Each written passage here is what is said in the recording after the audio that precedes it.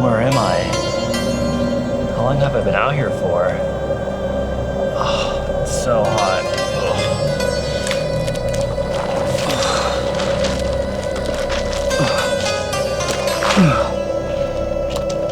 What's this? Freewell Variable ND filter? How could I find something so magnificent out here in the desert? Am I finally going to be saved?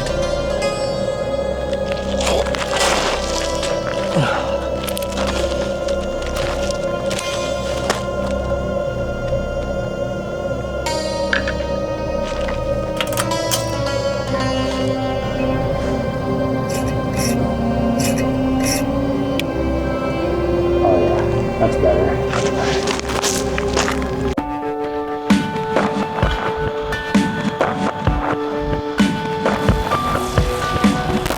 Yo guys, Jake Bacon here, and the title of this video is not clickbait. I think at this point, we all know the Peter Mckinnon PolarPro Variable ND filters are basically the Ferrari of ND filters.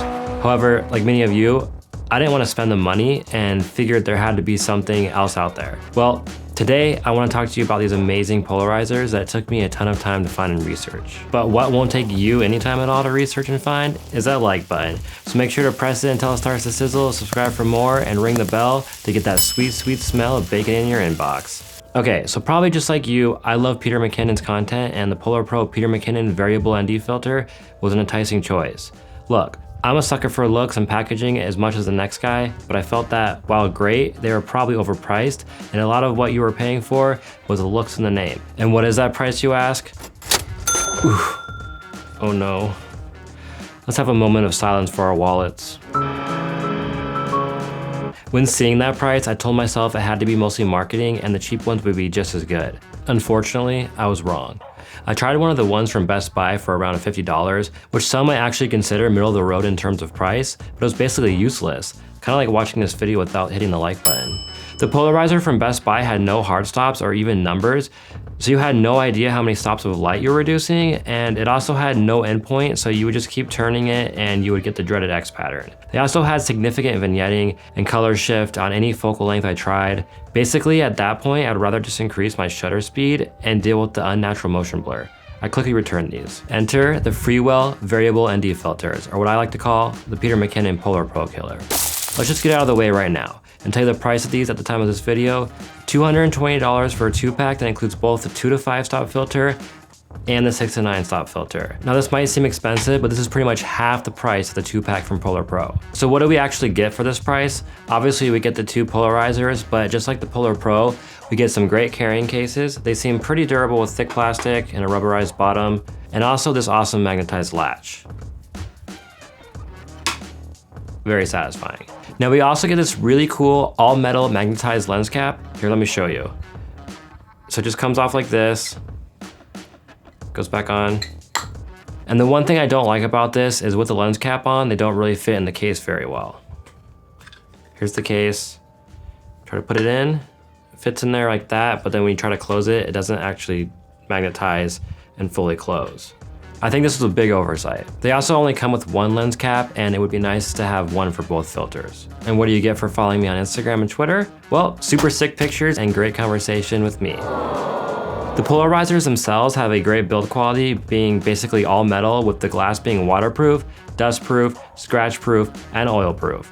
That's a lot of proofs. And I like the cheaper options. They have clear number markings of exactly what stop you're at, and the 2 to 5 filter starts at 0. So you can pretty much leave it on all the time. The rotation on them is also super smooth, and they have threading that makes it very easy to grip. Okay, enough about specs, let's actually get these tested. And I think I'm the perfect person to do these tests because I live in the blistering heat of Arizona. So this is basically an extreme case scenario, and pretty much any scenario that you're in, these will perform even better. To put this into perspective, it's currently around 110 degrees here, and that's not even the hottest it gets. Yeah, it's basically like living in hell on earth. Now I haven't found any cross polarization with these, the X pattern or vignetting with these. Freewell claims no vignetting down to 16 millimeters. However, the widest lens I have is the Tamron 17 to 28. So that is what I'll be using, as well as the Tamron 28 to 75. And I'm also using the Sony A7 III camera. All right, so let's go outside and get these tested, come on. Okay, so I'm gonna start off with no ND filter at 17 millimeters for comparison. And I'm gonna be using the outside and sky to test because this is where you can really notice a lot of issues in most other variable ND filters.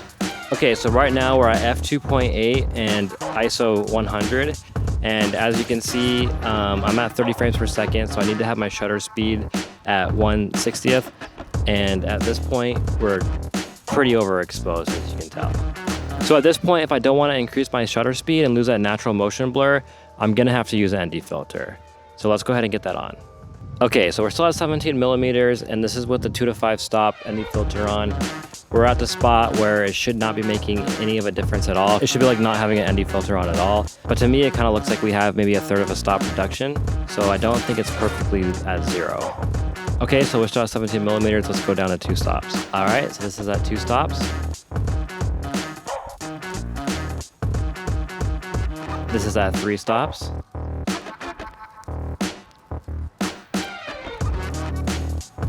This is at 4 stops. See if we got any issues in the sky.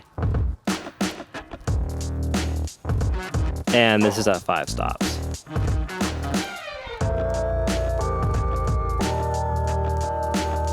Okay, so let's now go to, let's just go to 28 millimeters and see what happens. All right, this is 28 millimeters at neutral position.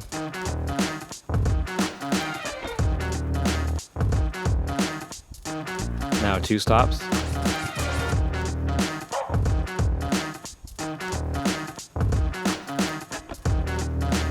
3 stops.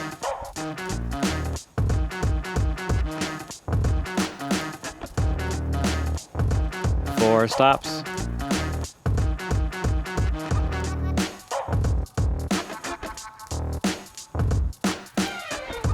And 5 stops.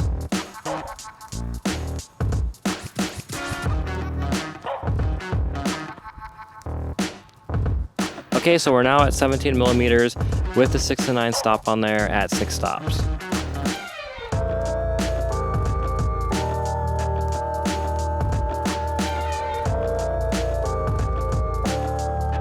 Okay, 7 stops.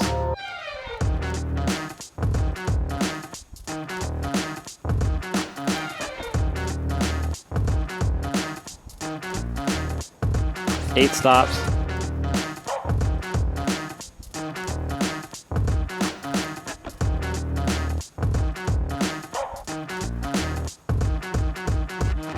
9 stops.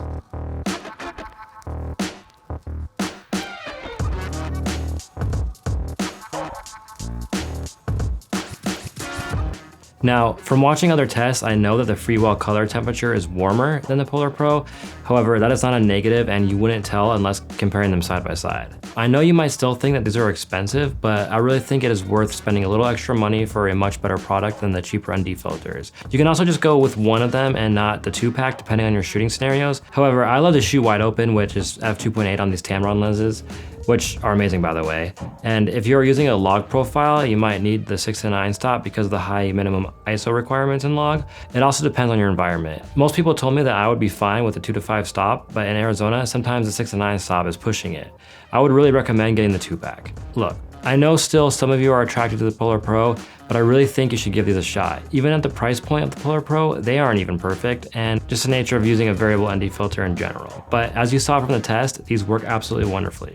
I wouldn't say these are good for the money, I would say that these are good in general and top quality. Comment down below if you're gonna pick these up and I convinced you, or still going with the PolarPro. Either way, you're gonna have a great filter. And check out the description for the links to this product and all other products I use, including my setup behind me. Make sure to like this video if you liked it. It really helps me out with the YouTube algorithm, and subscribe for more content like this and other tech videos. And always remember, in bacon we trust. Peace.